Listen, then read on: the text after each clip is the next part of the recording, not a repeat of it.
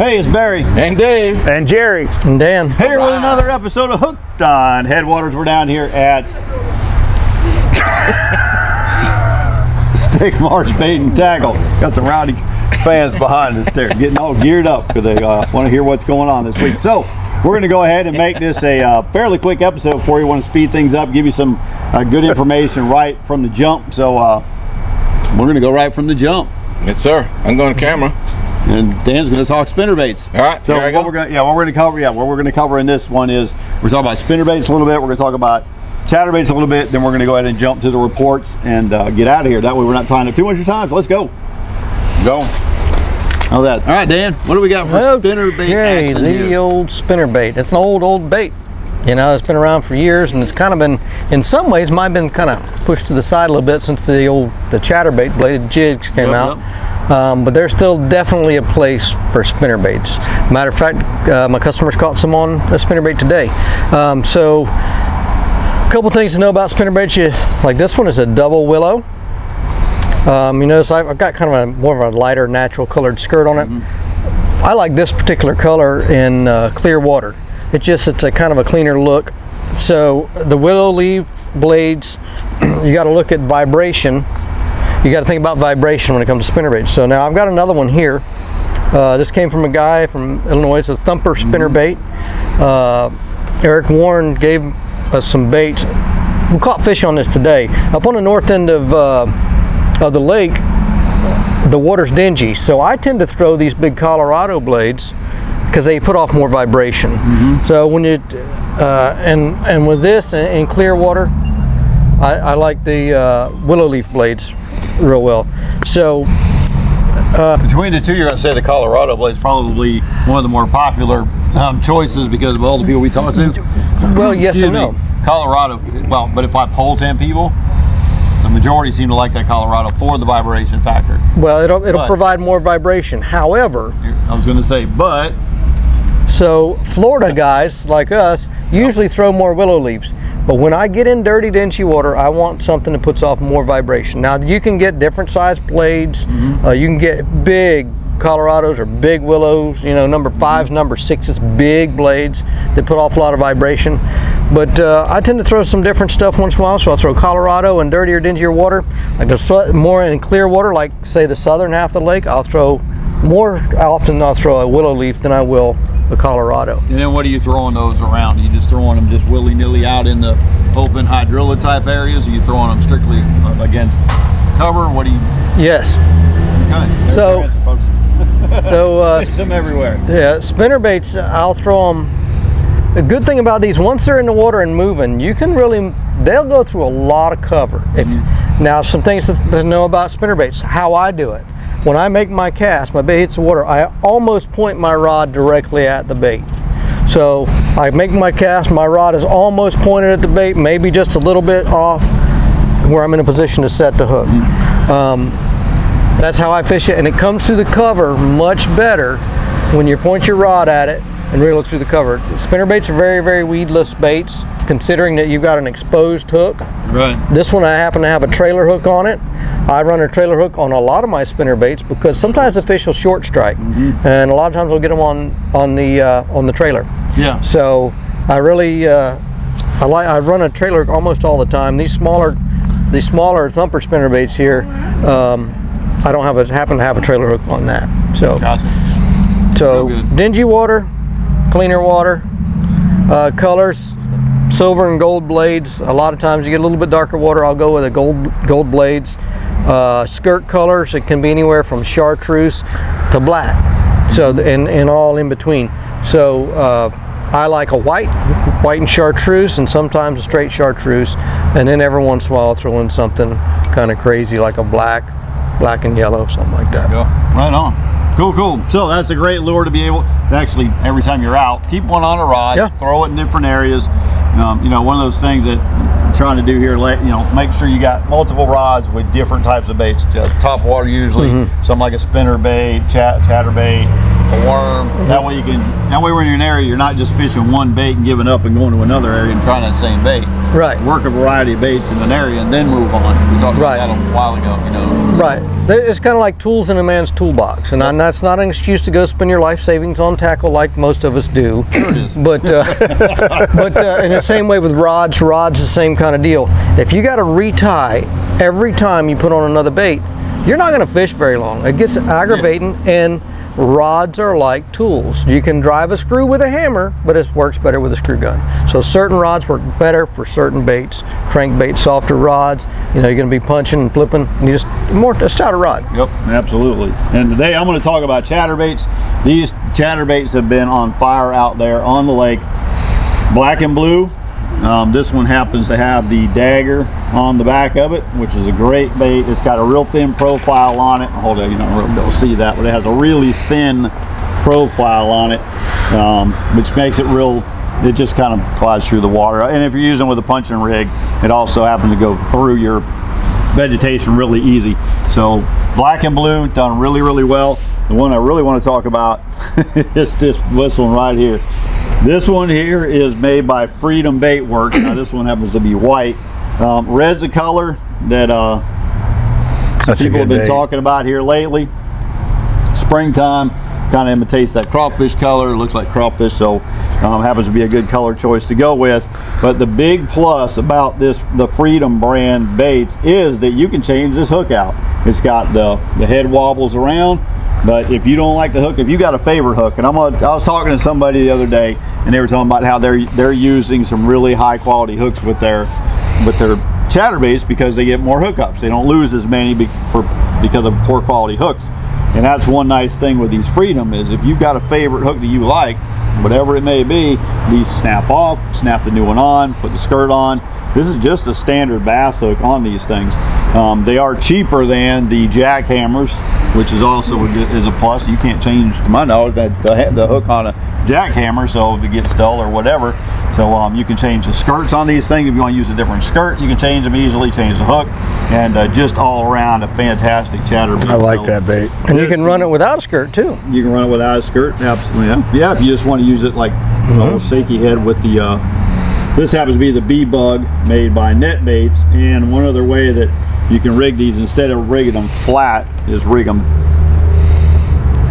up and down. Instead of running them flat horizontal, run the bait vertical. That way the hook point is kind of sitting right at the top. That makes it even more weedless. I mean, they're pretty weedless as it is now, but I still tend to catch, not on this one, but on these I tend to still catch grass, you know, because we get a lot of grass. But check out these Freedom baits. You can find them over there on American Bait Works. Just use your hook, Headwaters 15. Hooked on Headwaters 15, right, Dave? Headwaters 15. Headwaters 15. 15% off. But, and I know it sounds like a plug, but these really are super versatile, super cool the way Freedom has built these things out to be able to use them in many different ways. Like I said, with a skirt, without a skirt, change the hooks, put on what you like, and go with it. So give these a shot. I think you're really going to love them because you get that shaky head also. It gives it a whole different deal. So chatterbaits. And it is put out as a collaboration between Z-Man and American Bait Works. Yeah, that's right. Collab between Z-Man, and they happen to be in the variety pack of the Hooked on Headwaters and American Bait Works tackle packs as well, which we'll get some more information on later. But, enough of that for now. But make sure you got these in your arsenal and you're using them. A lot of guys use them in the north end. They're using them in the canal that runs north. Anytime they find an intersection, seems to be a popular place. And then kind of like the spinnerbait, just anywhere is a good place for them. Coming up out of deep water in the shallows. So there you go. Yep. How'd you make out this week? We did good. Good, because I want to hear all about it as soon as I mention David's House Inn. If you're looking for a place to stay, coming into town, they are a great place right on the water, Indian River. They got a nice, pretty dock right outside. You can hang out on the dock at night. They've got big rooms. They're not little tiny, you know, they're not little tiny motel blank rooms. Clean as can be. Right down the street from tons of restaurants. They're really good eating places to get a cold beverage, whatever you want to do. Great place for the family to stay. So check them out. Their information will be down below. So, how's you on the water? Now we did good. We fished Friday afternoon. all day Friday. We fished all day Friday in Headwaters. We had Mike, Gabriel, and his mother Sahara, and we did well. We probably ended up with 25, 30 fish. Okay. Nothing over about 6 pounds, but multiple fish in that range. Saturday we had the annual spec fishing tournament, so everybody went to that up at the duck camp out in the State Marsh Farm 13. Yeah, I right saw there. you guys over there. Yeah. So we went over there and hung out and did the spec tournament and watched the weigh-ins and all that. And then Saturday we came to the meet and greet. After that, up there at Headwaters, everybody got together and we all hung out for the afternoon. And then Sunday, I went with my girlfriend and we did really well. We fished Kenansville, and then Monday I fished Headwaters again, and I had John and Jimmy with me, and I think we probably did about the same, probably 20, 25. Okay. And then yesterday I fished with my girlfriend again in Garcia's, and we caught a lot of decent fish right at sunset. We got a little spot we go in there on the northeast canal, and we fished right at sunset for the last couple hours of daylight. Yep. And then today I was in Kenansville with a guy named Robert, who is an avid kayaker, and I got hold of him through Dave, and we caught a bunch of fish today in Kenansville. Yeah, nice. Yeah, so everything's been good, man. We've been doing good. We've been catching fish every day, and All right, so the majority that you're catching, are they spawned out? Are we still finding some foul ones? well, right now it seems to be half and half. Okay. We have caught several fish in the last week around a 7 pound range. Actually, the guys in Kenansville caught one, not today, but the other day, Tuesday I think it was. I was in there. They caught one 811. 811, nice. 811, and she was still full. Okay. A lot of the fish we caught in there today, they were already spawned out, but I'm seeing fish now with both of them on the beds. And then I'm still seeing beds with just the males on them. So, I mean, I don't know whether those fish are spawned out yet or not, or if they're just waiting on a female still. But So it's a mixed bag, it's a mixed bag right now. Some are spawned, some haven't. So, but they're still in those same areas, and we're still catching them. All right, and then another one, I know there's a lot of the guys apparently are out now casting their own shiners out on Headwaters. We're seeing more and more of that.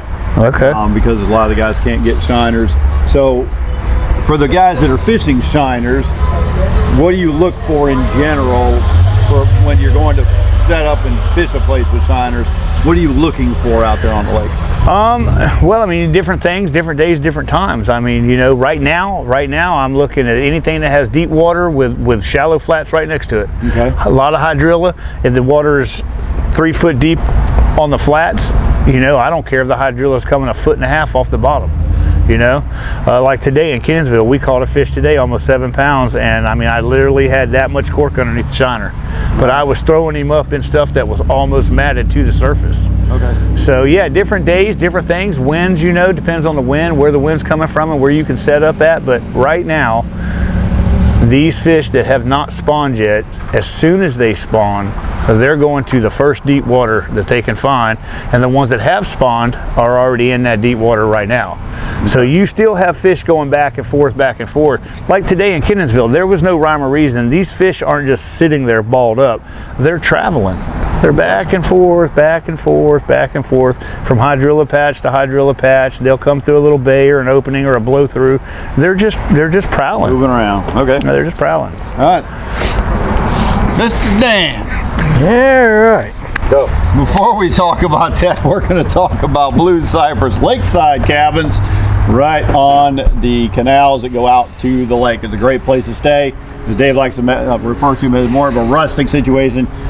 Really nice they're like efficiencies, but they're right there. You got a beautiful dock right out the back door deck that you can go out on. You can tie your boat up right there. So it's really nice. Get up early in the morning, walk out the back door, cup of coffee, jump in the boat, take off and go fish.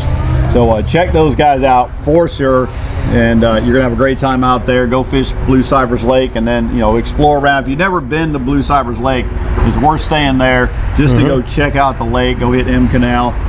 Just ask them there, and they'll tell you how to get around and where to go. And so you can check out M Canal, Zigzag, and then come fish Headwaters and whatever. But don't miss that opportunity to go check out that And you lake. know what, Barry? Jim will get you around out there. So something to think about for a lot of you guys that typically don't come down in the summer. It's a great place to stay because in the heat of the day, you park your boat at the dock and go inside the AC. So you fish the morning, fish the afternoon. Yeah. And it's really, and there's trees, shade trees. It's nice. Yeah. Really nice. So it'd really be a nice good place. summertime spot to kind of hang out and chill. Yeah, absolutely. With the early morning and late night bite. Yeah, man. And relaxing in the shade. So now that we've covered that, My week. So there were some guys last week. I failed to send Dave the pictures of guys. I know I had Mark and Eddie. They really wanted to see their pictures on YouTube. I'm sorry, guys. I will try to send that to Dave. Maybe he can put it on for you. So Saturday at the meet and greet, I was there for the first few minutes, and then I had to go out. Now the guys that John and John that you interviewed, I fished with those three guys. That's the old timers, right? Yeah, and we had a Okay. good time. They caught quite a number of fish. Had a good day, fished almost till dark, and That's used good, up man. all our shiners. And we had a good time. Fun talking to those guys. I bet. Yeah, it was a lot of fun. That was Saturday. Sunday, I had Dave and his son James, and we fished all over the different parts of the lake. Had a good day. It was mostly artificial and shiners. The last shiner of the day, it was time to go in. He was like, well, we got to get back to the rest of the family because they'd been down for Orlando. He caught an 8.8, and he's like, all right, I'm done. I'm ready to head in. That's the way to finish Yeah, up the day there. yeah. So this being Wednesday now, believe it or not, I had a Monday and Tuesday off, but more off the water. I did boat and truck maintenance for 2 days. As you know, I've mentioned this before. Doing trailer maintenance, maybe on a future video.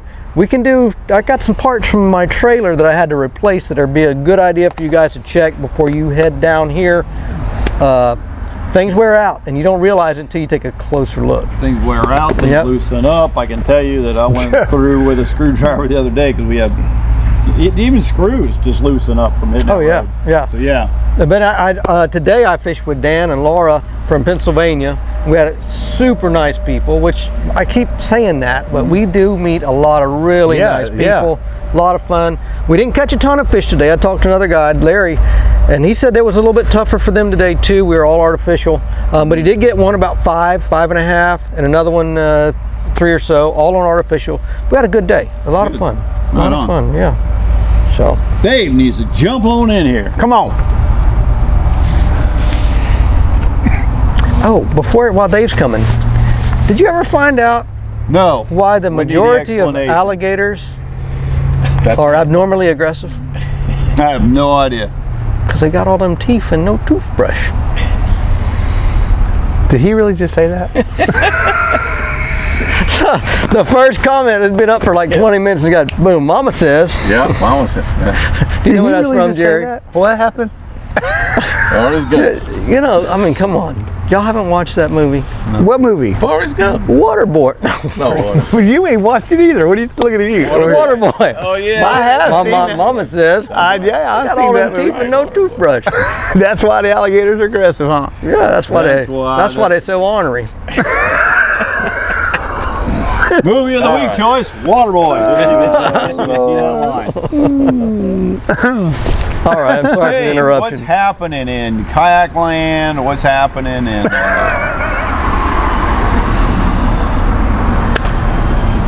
North side still producing fish.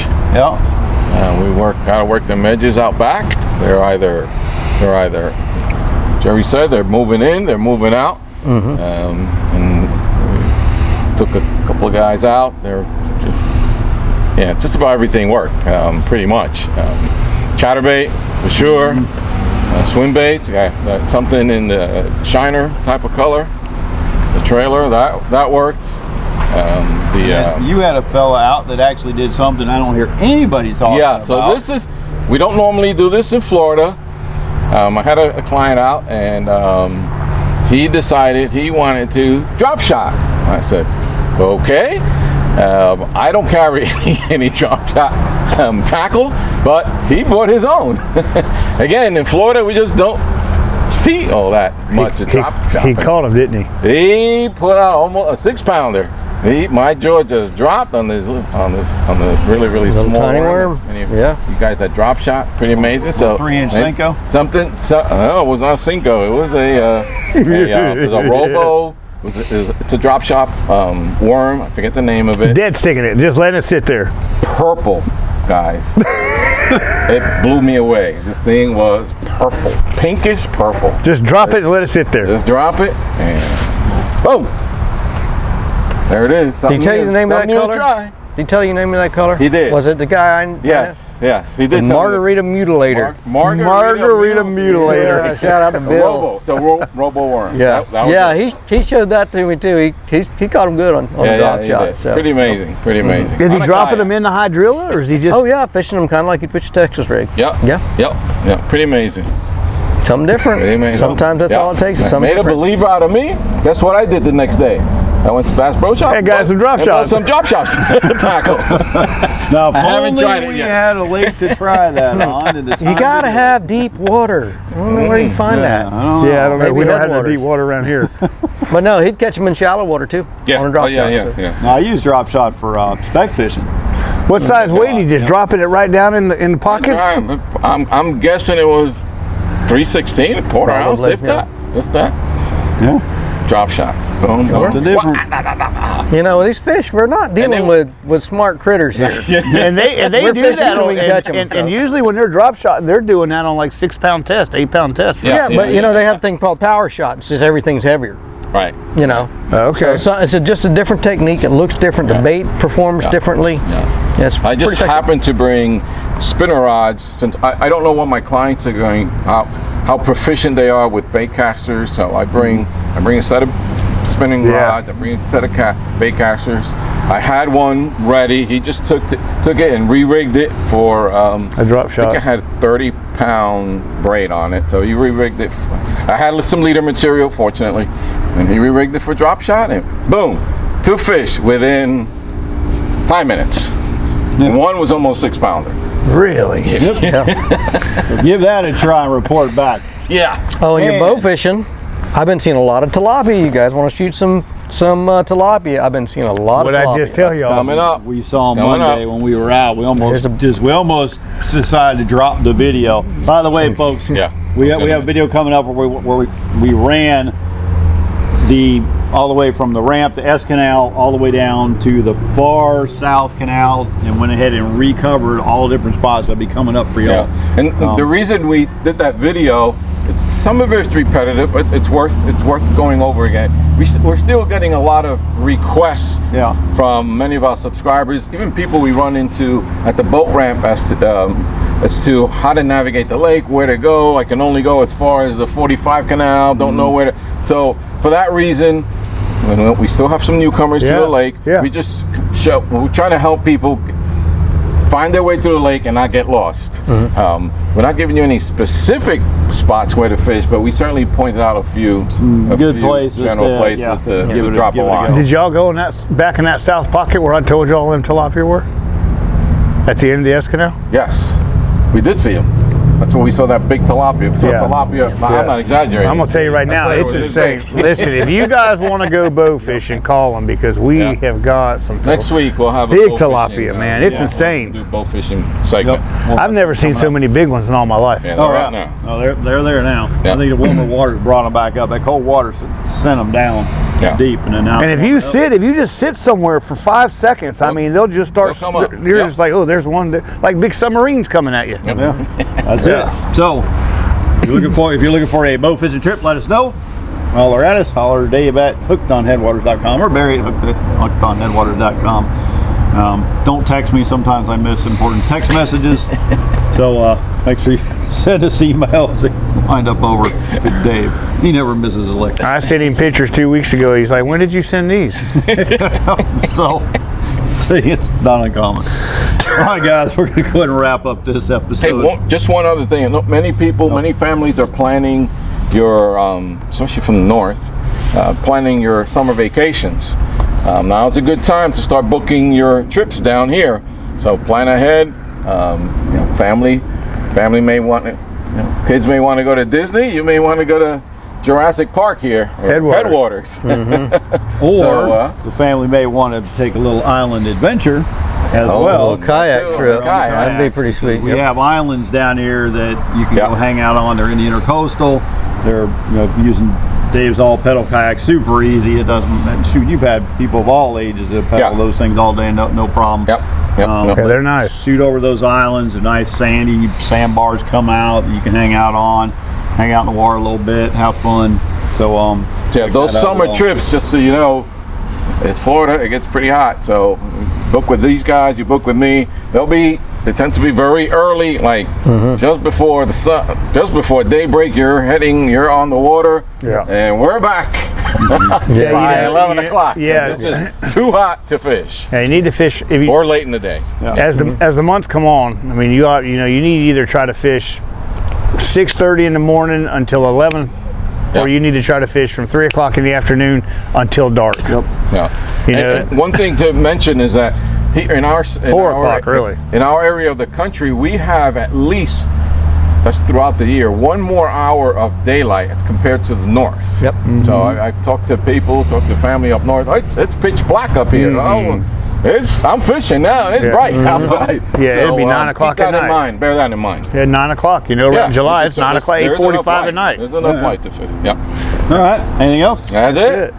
All right, guys. Thank you as always for See you checking out next the week. channel, watching the videos. We appreciate the support, and as always, we ask hit the notification bell. What happened? It don't cost you anything. It's free. It helps us out. But but the algorithm thing with Google and YouTube, and that's kind of funky word. When you hit those things, YouTube goes, oh, okay, there's some interest, and they start popping it up so that more people can catch the videos. So there is a reason behind it other than just saying, hey, do this. It really does help it get out further. And please subscribe. Some people, I realize some folks are hesitant to hit that subscribe button. They think they're being tracked, but I think you should worry more about your phone text than the subscribe button on a YouTube channel. Because I'm telling you, your phone text, that's being monitored. The YouTube thing, you're just subscribing to a channel. So please, it really, really helps us out. Grow the channel. Again, that YouTube algorithm, they look at those subscribe numbers, and it's important to us, and we really, really ask you, grateful to you for doing so. Yep. All right. That's it. We'll see y'all next week. All right. Goodbye. See ya. Or sooner. God bless. See ya. See you in the next video.